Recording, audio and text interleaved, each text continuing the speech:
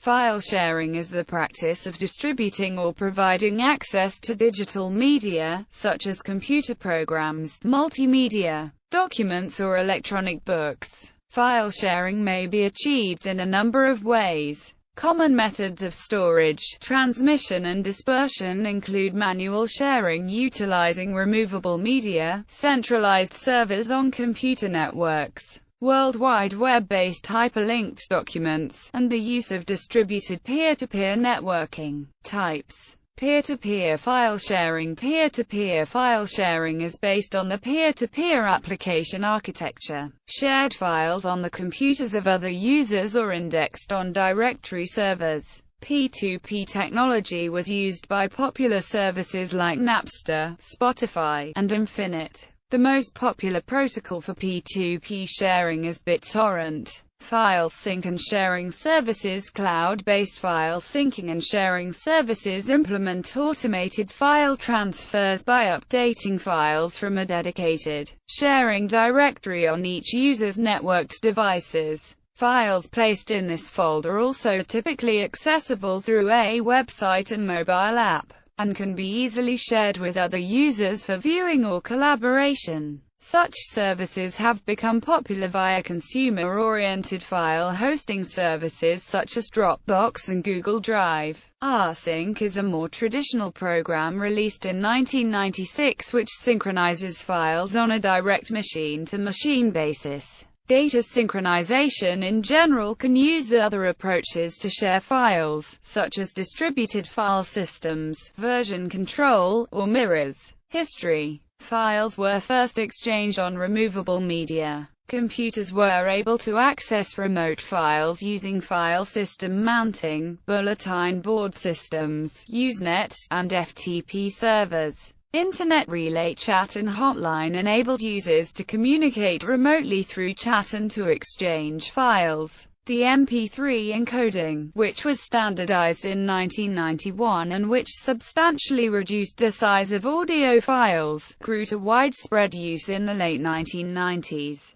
In 1998, MP3.com and Audio Galaxy were established. The Digital Millennium Copyright Act was unanimously passed, and the first MP3 player devices were launched. In June 1999, Napster was released as an unstructured centralized peer-to-peer system, requiring a central server for indexing and peer discovery. It is generally credited as being the first peer-to-peer file-sharing system. Gnutella, Edonkey 2000, and Freenet were released in 2000, as MP3.com and Napster were facing litigation. Gnutella, released in March, was the first decentralized file-sharing network. In the Gnutella network, all connecting software was considered equal, and therefore the network had no central point of failure. In July, Freenet was released and became the first anonymity network. In September, the Edonkey 2000 client and server software was released. In 2001, Kazaa and Poison for the Mac was released. Its Fast Track network was distributed, though unlike Gnutella, it assigned more traffic to supernodes to increase routing efficiency. The network was proprietary and encrypted, and the Kazaa team made substantial efforts to keep other clients such as Morpheus off of the Fast Track network.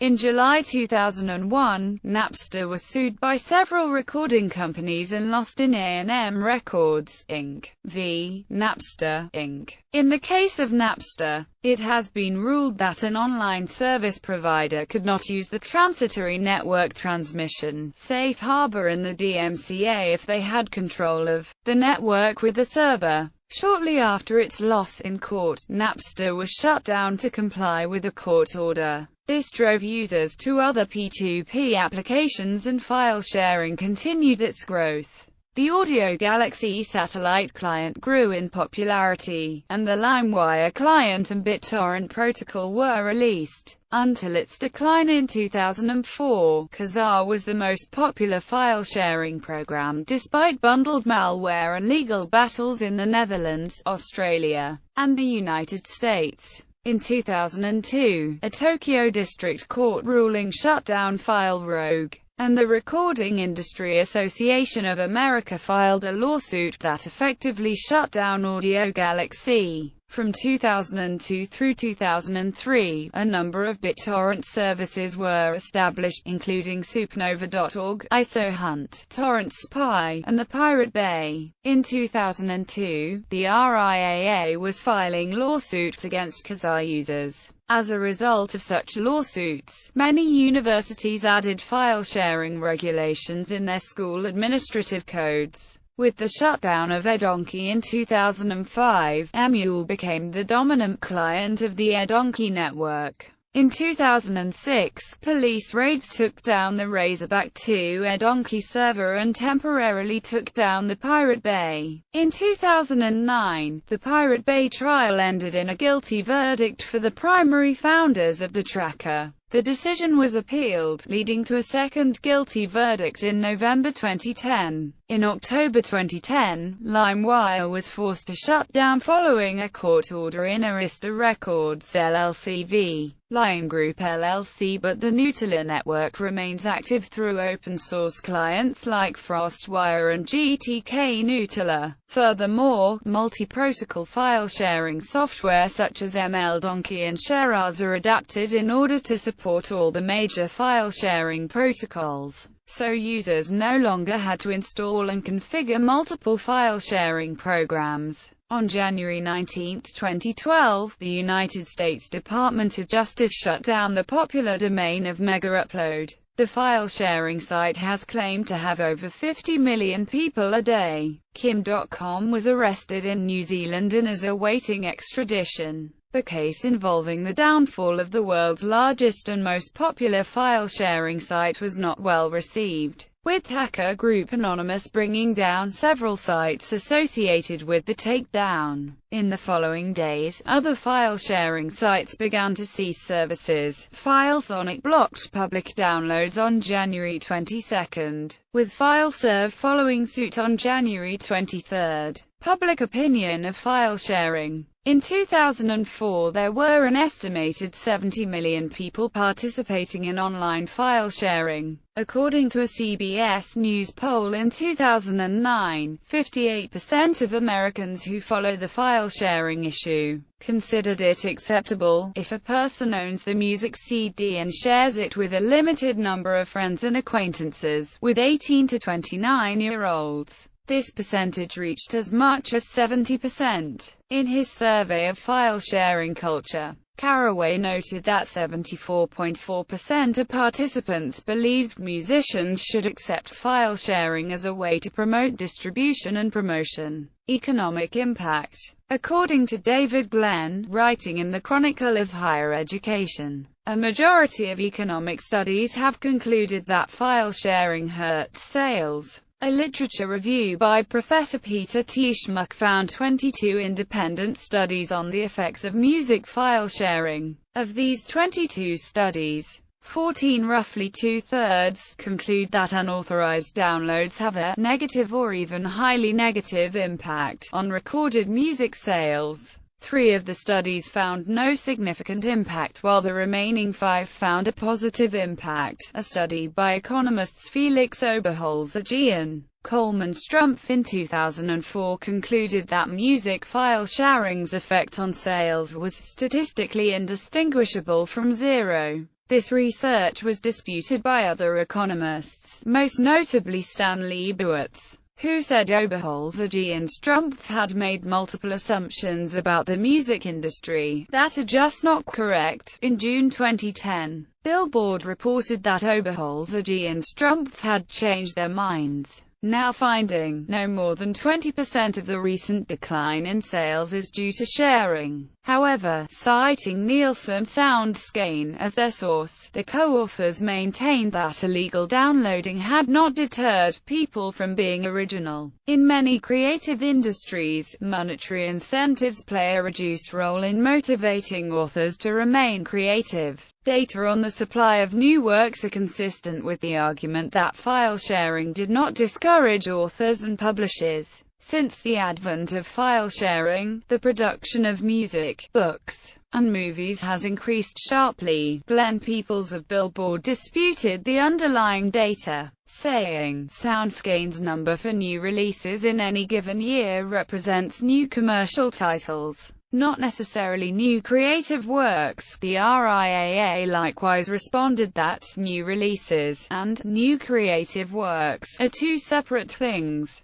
His figure includes re-releases, new compilations of existing songs, and new digital-only versions of catalog albums. SoundScane has also steadily increased the number of retailers in their sample over the years, better capturing the number of new releases brought to market. What Oberholzer and Strumpf found was better ability to track new album releases, not greater incentive to create them. A 2006 study prepared by Birgit Andersen and Marion Friends, published by Industry Canada, was unable to discover any direct relationship between P2P file sharing and CD purchases in Canada. The results of this survey were similarly criticized by academics, and a subsequent reevaluation of the same data by Dr. George R. Barker of the Australian National University reached the opposite conclusion. In total, 75% of P2P downloaders responded that if P2P were not available they would have purchased either through paid sites only, CDs only, or through CDs and pay sites. Only 25% of people say they would not have bought the music if it were not available on P2P for free. Barker thus concludes, this clearly suggests P2P network availability is reducing music demand of 75% of music downloaders, which is quite contrary to Andersen and Friends' much published claim. Market dominance. A paper in Journal Management Science found that file sharing decreased the chance of survival for low-ranked albums on music charts, and increased exposure to albums that were ranked high on the music charts, allowing popular and well-known artists to remain on the music charts more often. This had a negative impact for new and less-known artists while promoting the work of already popular artists and celebrities. A more recent study that examined pre-release file sharing of music albums using BitTorrent software also discovered positive impacts for established and popular artists but not newer and smaller artists. According to Robert G. Hammond of North Carolina State University, an album that leaked 1 month early would see a modest increase in sales. This increase in sales is small relative to other factors that have been found to affect album sales. File sharing proponents commonly argue that file sharing democratizes music consumption by leveling the playing field for new, small artists relative to established popular artists, by allowing artists to have their work heard by a wider audience, lessening the advantage held by established popular artists in terms of promotional and other support. My results suggest that the opposite is happening, which is consistent with evidence on file sharing behavior. Billboard cautioned that this research looked only at the pre-release period and not continuous file sharing following a release date. The problem in believing piracy helps sales is deciding where to draw the line between legal and illegal. Implicit in the study is the fact that both buyers and sellers are required in order for pre-release file sharing to have a positive impact on album sales. Without iTunes, Amazon, and Best Buy, file sharers would be just file sharers rather than purchasers. If you carry out the file sharing should be legal argument to its logical conclusion, today's retailers will be tomorrow's file sharing services that integrate with their respective cloud storage services. Availability. Many argue that file sharing has forced the owners of entertainment content to make it more widely available legally through fee or advertising on demand on the internet. Netflix traffic has recently come to surpass that of BitTorrent. Copyright issues. File sharing raises copyright issues and has led to many lawsuits. In the United States, some of these lawsuits have even reached the Supreme Court. For example, in MGM v. Grokster. The Supreme Court ruled that the creators of P2P networks can be held liable if their software is marketed as a tool for copyright infringement. On the other hand, not all file sharing is illegal. Content in the public domain can be freely shared. Even works covered by copyright can be shared under certain circumstances. For example, some artists, publishers, and record labels grant the public a license for unlimited distribution of certain works, sometimes with conditions, and they advocate free content and file sharing as a promotional tool.